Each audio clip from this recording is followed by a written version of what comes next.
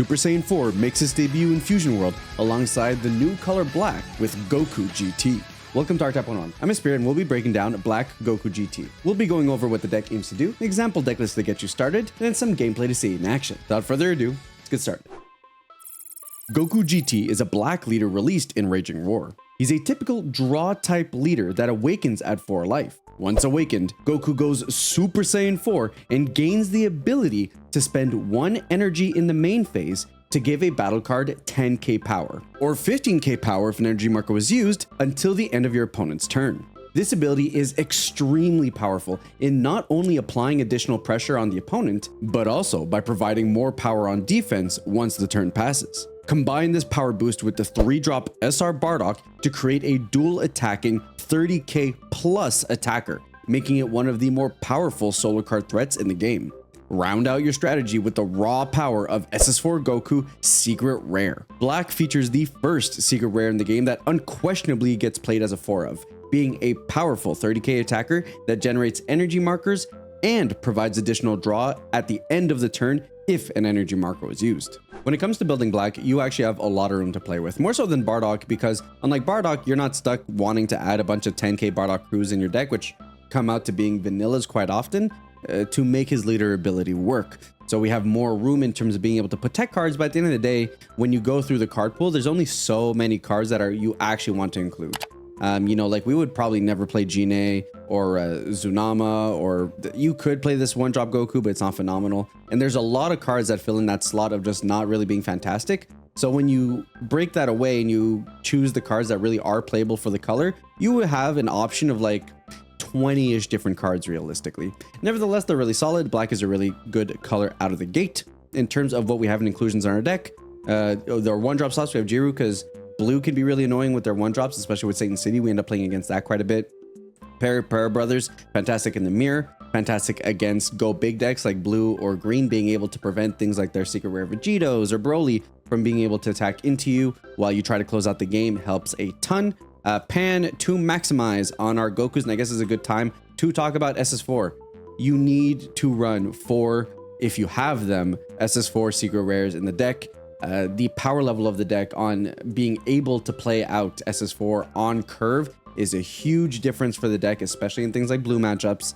And then even more so when you're able to chain multiple of them, really makes it so that the game, you close the gap on your opponent and you're just getting so much value. And that one really hurts because like you'll see I have 4 now, but that was after opening even more packs. But for these recordings, you'll see I have 3, and honestly 3 was good enough to get me through at least playing many games. It's close enough, but that really speaks to the problem of card acquisition, where it's so hard to get secret rares. And if we're in a position where decks are going to be requiring 4 of them, that's a major problem. And you can see I opened 270 packs and opened only 3 Gokus and made no progress on my wild cards in terms of like the secret rare ones, putting me no closer to be able to craft one if I needed one.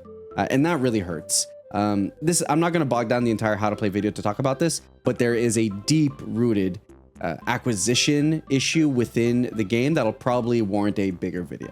Nevertheless, extremely powerful card. For a while, I was actually also playing the promo Goku. I think it's a solid card. It's a 35k on swing. The turn it comes in, it generates an energy marker. It's not a replacement for this one, but I think as a 4-drop body, it's actually decently solid and worth an inclusion.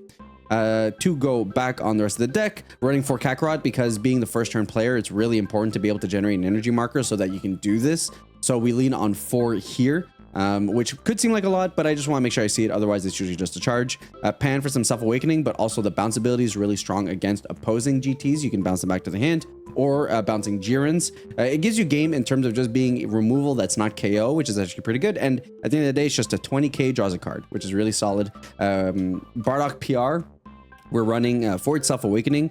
I actually end up cutting this eventually because it's actually not super warranted. It turns out between the Pan and the SS3, you have enough based on how the deck plays out, because sometimes you will just opt to not awaken so that you can get this guy out. So because the way you think it plays out that way, you end up not having a bunch of time to be able to actually play this, even if you wanted to anyways. I love this Gohan. 3-drop, if you have an energy marker when you play him, pops another 3-drop. It's great for those grindier mid-range games, especially if your opponent's like dropping down like a bunch of SS3s, you're able to pop them and actually produce yourself some board advantage that way. Obviously, Bardock, super good with the leader ability to give it 10 or 15k and being able to attack multiple times. It lasts longer on defense. In terms of Bardock, the deck doesn't have a ton of removal and nothing that hits above a 4 except for Bardock. So you need to include this, super important in the mirror, just good at applying pressure. So we're at 3. There are times when I consider running 4, honestly. We got 4 super combos, 2 10x Kamehamehas. This card is insane, especially at kind of taking back control of opposing boards. There are times when I bounce between 3 and 2. I've seen some people run 4. I think 4 is quite a bit, but at the end of the day, it's a really solid card. Resisting Destiny is good, but I have been cutting it. There have been some times where I found it really rough to keep it included in the deck because it turns out, even though you're generating an energy marker all the time, you're not always in a position where you actually want to do this.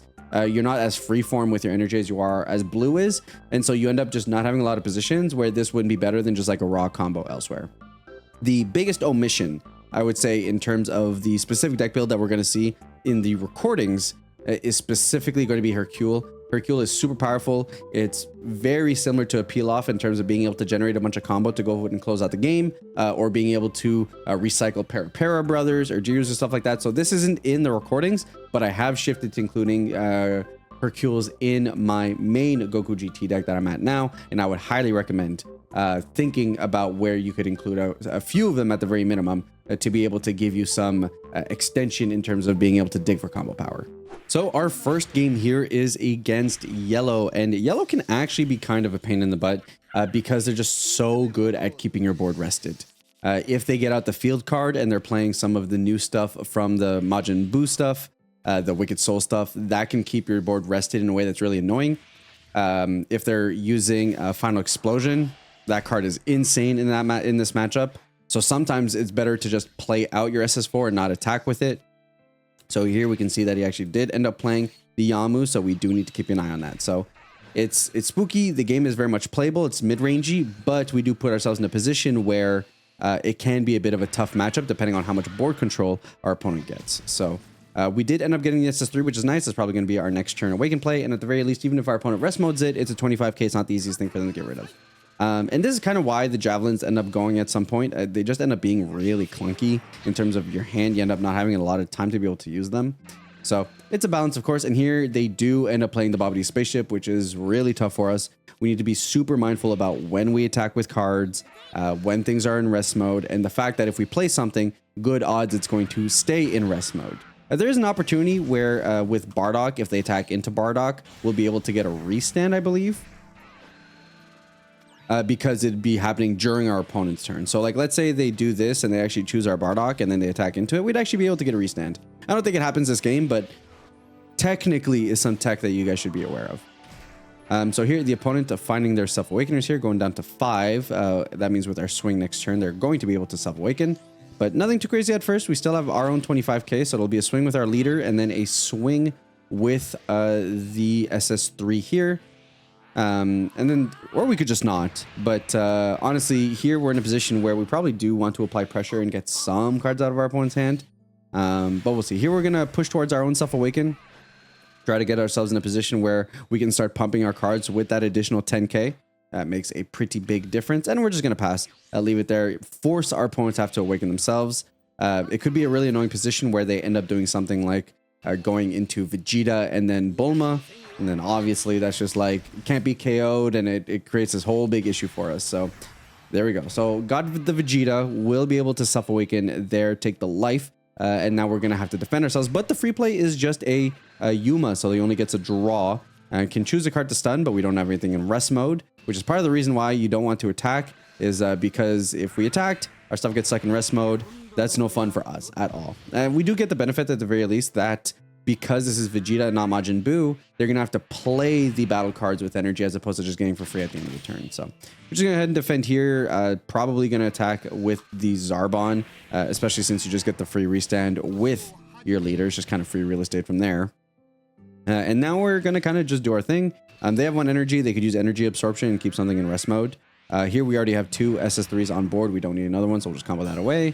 And then here, energy absorption could keep something rested. That's fine. It's not the end of the world. Here, just looks like they're going to take that. And now we're in a pretty good position. We have our leader ability is still available here. We've got 2 3 drops. Here, we could get Crusher Balled, so realistically might have been better to be able to attack with one of them right away. But either way, we're going to be applying pressure. And now we can like slap on a Bardock and be able to swing with that. Potentially go on and use a resistance. or resisting destiny, and then kind of go from there. If we really wanted to, we could go with the Bardock, though I don't know if I totally love that play, especially since we're unlikely to get a KO here because this card is in rest mode. So we could also just play the Gohan if we wanted to, and Gohan would have actually been able to pop the Zarbon here, but I actually prefer this pressure, right? We're able to get a 30k, and this is what makes this play so powerful. It's a 30k swing, just gonna get the block. All right, that's cool. We're just gonna combo for free, cycle a card out of our hand. And what we're really also doing is trying to dig for an SS4. We really want to be able to, because even if SS4 stays rested the rest of the game, every time we use an energy marker, we actually get an additional draw. Here, I'm going to opt to keep it up. And honestly, this is probably a mistake because if he has Final Explosion, we end up just losing the Bardock anyways, because it does get rest moded by that card. So probably should have just attacked with the Bardock here. The idea was to not get him rest moded by something like a Goku. But with the way that this matchup plays out and how much people are taking Final Explosions, you definitely want to just be gearing towards that instead.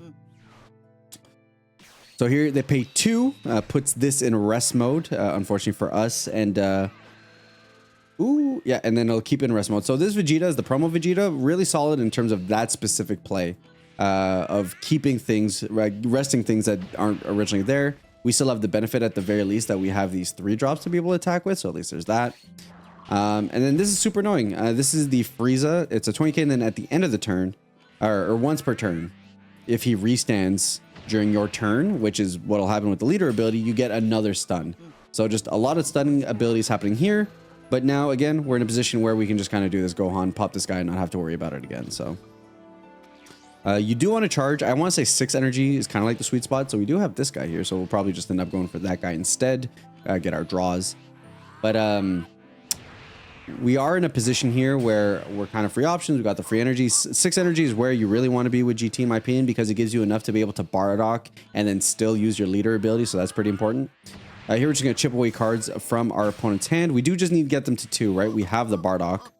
So whatever we can do to apply just that free pressure. Here I made a mistake. I paid the energy marker. Realistically, what I should have done was just play regularly and then use the energy marker on the leader. You lose out on 5k. It's not a big deal, but it does matter. And then as far as SS4 is concerned, as long as you use the energy marker during the turn while he's there, you will draw a card. You don't need to put yourself in a position where, and here we're probably just going to prevent the Frieza from being able to attack so we don't get a free stun. You don't even need to have the Goku on board when it goes away. You just need to have Goku there by the end of the turn. So here we go, super combo. So we're feeling pretty toasty here. We're just going to defend. No reason for us to take some damage unnecessarily and put us in a position where we could lose to a double strike. Especially since we've got this pretty scary board that our opponent also needs to deal with. He could play a 4-drop Majin Vegeta, clear out this, attack some of the stuff, or probably clear out the Bardock, to be honest. So we just want to be mindful of the fact that our opponent could line up like 4 attacks here from hand, potentially, depending on what they got. So here we'll just probably just defend this. I assume we probably just play the pan, or okay, well, that works as well. Save the pan just as an additional draw, or being able to, you know, dig 1 more life into the deck. And then this next turn, it'll be, yeah. So there's this Golden Frieza, which is an issue because it prevents us from being able to do this. But we still have a decently sized board, and that was a choice. Very interesting here. Opting to not KO our SS4. Maybe forgetting that he won't be able to restand this Frieza. But now we have our SS4, which means we just get a free energy marker now. And we've got a bunch of attacks. So we can double strike if we want to, but we might as well exhaust our opponent's hand beforehand, before we commit to it. And then on the Bardock attack, if it ends up coming to that, we can just use our resisting destiny with the cards in our hand. So here we go. Opponent defends using a super combo. I'm going to swing here with SS3. And I'll probably end up stopping. Well, I wouldn't stop attacking, but like what we really want is just our opponent to continually keep on doing this. Keep on chipping away cards. And then if they leave this on board, we can actually just get rid of it, and that gets rid of 10k combo that our opponent has access to. So interesting choice. How many super combos did our opponent? I guess our opponent only used 1 super combo, so we're just kind of trying to play the slow route. So here instead we're just going for singular swings, which is an interesting choice. I'm not gonna lie, based on my recordings. Again, always go back to your recording, guys, and rewatch. There's a bunch of opportunity for you to be able to figure out what to play. Oh, right, we can't double strike because of the Frieza. I forgot about that. Never mind. This is totally fine. 100% forgot that this was a thing. So I'll go ahead and swing for 40k. We draw this pretty dead now, unfortunately, and we're probably dead if we don't get through this next turn. So we could try to control the board a little bit, or we could just try to close out the game. Looks like we're opting to just control the board instead. And then we just gotta pray. we're praying on a dream here. Kind of a spooky position for us. So opponent's got a 40k. We're gonna draw with this guy, which is a huge deal. 5k combo isn't a ton, but maybe the opponent gets spooked, swings with Frieza, doesn't get there. All right, so opponent, I think kind of a misplay, to be honest, opting to attack our board, feeling like they won't be able to get there. I guess we have a big hand, so it does feel like they're not going to be able to get there. So they're going to play this game instead, and that makes me feel so much better. So here they've got themselves a Bulma. They're going to be able to draw an additional card here. We're just going to have to let this SS4 go, but that's okay because we've got another one in our back pocket. The spookiest thing our opponent could be doing here is playing another 4-drop Goku, I guess, to keep our stuff in rest mode. That'd be super annoying. This is also annoying. It'll keep something in rest mode. He can pop something else and attack into something else. So we could defend it, but that just kind of feels neg. We're probably just going to want to keep the cards in hand instead. And then we're just going to lose our Bardock here. And then there's a question on whether the opponent's going to attack into us, but probably not because they don't want to give us the extra card. This is a bit of a pinch, not gonna lie. Drawing a super combo is pretty neat here. We're just gonna get rid of the Bardock because we're just never really gonna be in a position to be able to use that properly. We're gonna swing here, generate ourselves another energy marker. Hopefully our opponent takes this. From the looks of it, they're gonna be able to get that draw with the Bulma. 10k, 5k. So still haven't gotten there, but now we've got the energy marker and we're in a position where we could potentially just use Pan, draw an additional card, and try to close out the game that way. So, and this is such a good draw. And like end game Bardock is incredibly nasty. So we got really lucky with that one in terms of being able to use the energy marker, turn him into a 35k, and then swing twice. We get to replace the card. So this should be a done deal unless our opponent got really lucky with super combos. So 35k here. Swing, use combo. It's a 40k swing, and then we've got an additional 15k or 20k combo in hand for this last attack, which will get us to 40, 55. And then we just got our fingers crossed. 10, 0, and nothing. Heck yeah. So end up getting there against Frieza. But like we saw, this matchup is super spooky off rip because your opponent can keep your stuff in rest mode. If they get out Golden Frieza, you can't really double strike them anymore. Or thankfully, your Bardock ability is still something that you can use just as an activate battle. It doesn't have to be Bardock that's specifically attacking. So there is some validity sometimes to just playing the Bardock against the Golden Frieza. It'll go in rest mode, but then you can use your leader swing or something else you have on board combo to get rid of the Golden Frieza, and at least you'll have that opportunity to play it next turn. It's not an amazing play because then yellow will probably be able to keep your Bardock in rest mode. But at the end of the day, if you just need to KO something off the board, that is an option for you. And now we're jumping into the black mirror match. It's not exactly mirror, but it's close enough. I mean, you essentially run mostly the same cards. And the thing with black is the double striker is super important. Being able to sustain your SS4 longer on board, super important. If we're going first, having Kakarot is a pretty big deal here. So that's we're definitely happy to see that. So our first one's gonna be Kakarot because we're in a position where we really want to be able to SS4 first. It'll net us draws and it'll help us be able to take over the game. So now that we got that online, it's a dig for SS4. We've got our Pan here to be able to help us out. And obviously we're just going to be taking the damage here because we want to awaken and potentially be able to start beating our opponent's face in with Bardock if we have to do that instead. So find ourselves a Jiru, and I love the amount of 10Ks that are available for this deck as well. There is some argument to be said that we should probably be running more cantrips because they combo well with the Bardock because you're not comboing out of hand. But I have personally found that I've never had a ton of opportunities to be able to play cantrips in the first place. It really just is the first couple of turns. So it's a little bit iffy after that. From there, we still haven't found what we're looking for. So we're just going to try to push ourselves for an awaken. We could have went with Pan, but a draw is a draw. Although I do think probably going with Pan here might have been better.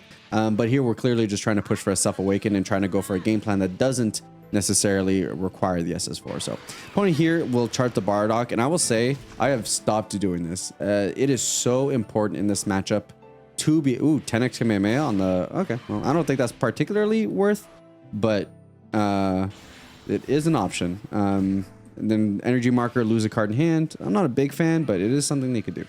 I have found myself not really charging anymore because of how important this card is in this matchup. Oftentimes, if you are the one who's not able to respond on a Bardock, you probably just lose.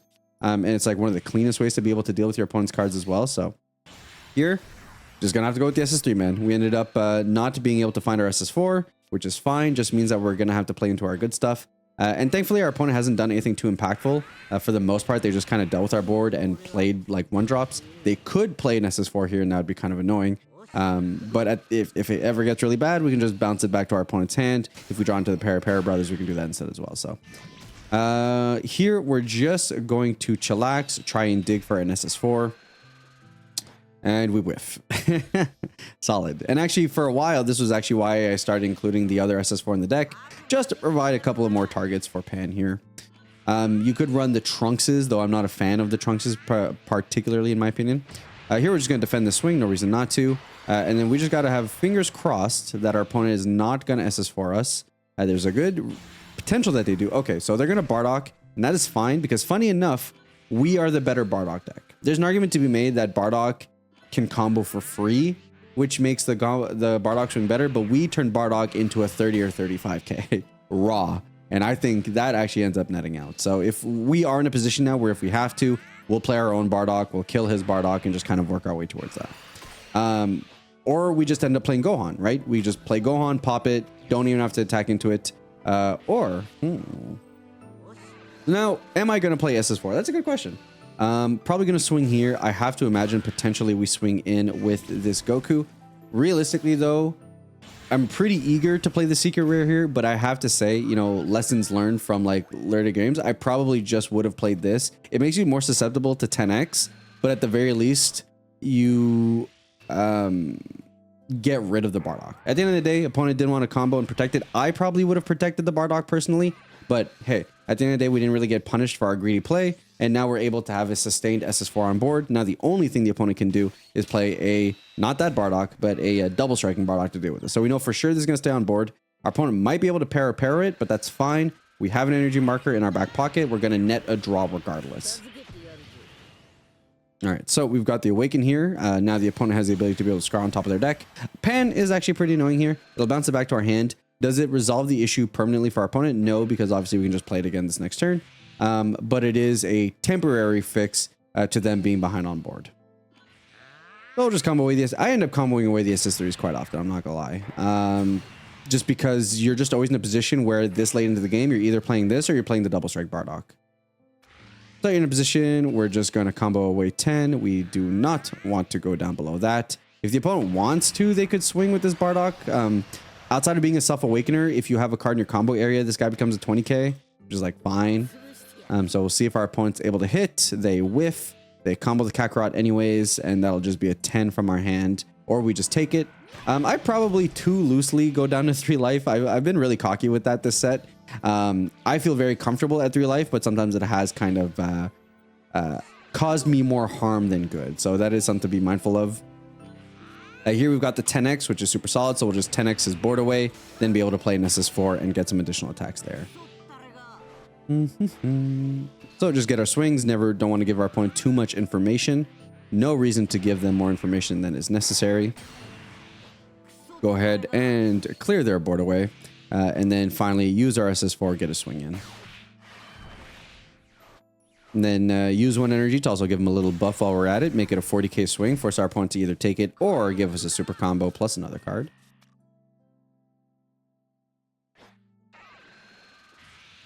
There's the energy marker, nice in our back pocket. And I do like sequencing my plays like this where I have the energy marker available for the next turn, because again, if our opponent paras us or something like this, at least we're in a position to be able to get an additional draw the next turn. Find ourselves with another Resisting Destiny. Next turn could probably just be a Bardock turn, to be honest. Depending on what our opponent plays, maybe we play the Gohan, but that's something to be mindful of. We're probably just going to combo a Gohan here. And our opponent does have 11 cards in hand, but we have a more sustainable board. What's really scary here is if opponent plays the Bardock now. If we can fade 1 more turn of Bardock, we feel better. Opponent opts to play their own SS4 instead, so we feel pretty good about this. Probably just end up super comboing. And this is where Pan's really strong. Pan is super strong if you have your SS4 established. Because now it's like your opponent's in a like weird position where they have to both interact with the Pan and the SS4. So it's good tempo. It's good. It's weird to just do Pan if you have nothing else.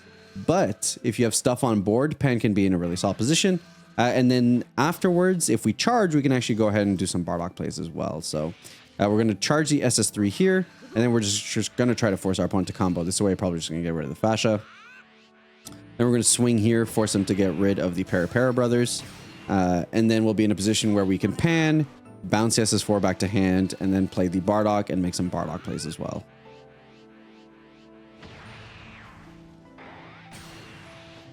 And the fact that pan draws a card, incredibly powerful. So we won't take the life here because that just seems like a bad time, but we'll go ahead and draw our card, bounce the SS4 back to hand. And that just makes it so much harder for our opponent to have to deal with us. We don't have a ton of combo power, but we have, we've got the backing of a super combo and another 10k. So we feel not amazing. There's a world in which maybe I do not give it the 10k. Okay, I do. Because I was like, maybe we want to hold out for resisting. Because we could be in a spooky position where our opponent ends up just face tanking this damage and then swing at us potentially for a lot of damage and then double striking us. So either way, we'll go here. We do get our additional draw from our SS4 to hopefully fill out our hand. We're kind of hoping for a super combo at this point. Instead, we get another SS4. Good card. But in a position where we're defensive like this, we're definitely leaving ourselves open for our opponent to be able to close us out. However, with our opponent doing this, I know we're essentially pretty much safe from losing game here. Unless something really bad happens and unless we're just really unlucky and our opponent goes for double Bardock and just swings at us for a bajillion every time. But no, instead our opponent wants to focus on trying to get this card out. At this point, I feel pretty okay sacrificing away our pan. Rather than just keep the combo power for the sake of protecting the rest of our board. We have 1, 2, 3 attacks here. Could pair brothers. Probably going to pair brothers the Bardock because it's too many swings. But now we've got a GT. And what's really hot about this play, unless our opponent plays another pair brothers, and that's kind of crazy. But what's really slick is that multiple Goku GTs do stack. So we'll be able to draw 2 additional cards next turn, even if our opponent's kind of mounting this. This turn now is probably a world where we end up just trying to use our Resisting Destiny to apply some damage. We shall see.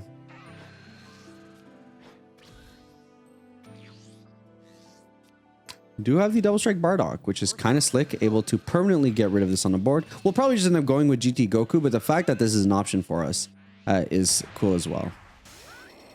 There's an argument to be made that I should be comboing at least up to 30 here to force more cards out of the opponent's hand. But it kind of equates to a lot of the same thing here. So if we really wanted to, we could go in with the Bardock to also KO a card, but I'm not confident. And I do still believe that between the defenses of being able to draw additional cards from both of these, we can put ourselves in a pretty good spot. So 40k swing here. And we can force more, but we're just going to leave it at that to try and dwindle the opponent's hand down. Here we do want to... Oh, we're going to pair brothers here. Yeah. So now we're going to be able to pair brothers, keep this there. So now we're going to draw 2 additional cards. We've got super combo. We've got combos on board. We've got 1 energy for the Resisting Destiny. We just got ourselves another 10k. So 2 more 10ks. And that's so powerful, right? And our opponent was super ahead on cards in hand. And we've just super swung that our way. And that's why if you end up losing out on the race with the cards on board, it can put you in a really detrimental position. Here we'll just combo away the pair brothers, get that off the board before our opponent's able to remove it. And now we're feeling pretty cozy. They can't attack with that. They're going to have to find multiple Bardocks or some kind of 2-drop into Double Striker. Instead, they're just going to play another SS4. So they're going to do very much the same thing that we did, where they're going to be able to draw 2 additional cards. But unlike our opponent, we're not at 1 life. And unless our opponent somehow is finding Hercules to be able to keep our Bardocks and yeah, well, I did call it, I guess. So here's a Hercule, probably get themselves another pair brother, probably keep the Bardock in rest mode, and nope, just decides, you know what, that's probably still not good enough, and we close it out there. I love playing SS4 Goku. I think he's a ton of fun. I think black is a lot of fun. I do think some of the matchups in terms of the blue matchup can feel really rough, but at the end of the day, if you can run away with a secret rare on board, it just gives you so much advantage over the game that oftentimes you can run away with it, even if the matchup isn't fantastic. So I love the deck. Like I said, this version of the deck that we have in the recordings weren't super optimal. Hercule is a fantastic card. Resisting Destiny, probably not fantastic. In the mirror, your Double Striker is super important. And even in these matchups, I wasn't playing fantastic. I was definitely letting myself susceptible to losing to the Double Strike. And the only reason we really often didn't is because our opponents focused on our secret rares too much. This was recorded much earlier in the format, and I think players are more adjusted to letting those kinds of things happen. But nevertheless, black is a fantastic, powerful color. It's a shame that you need 4 secret rares for the deck to really be optimal. But if you're able to get there, it is a ton of fun, and I highly recommend it. That's it. I'll catch you guys on the next one.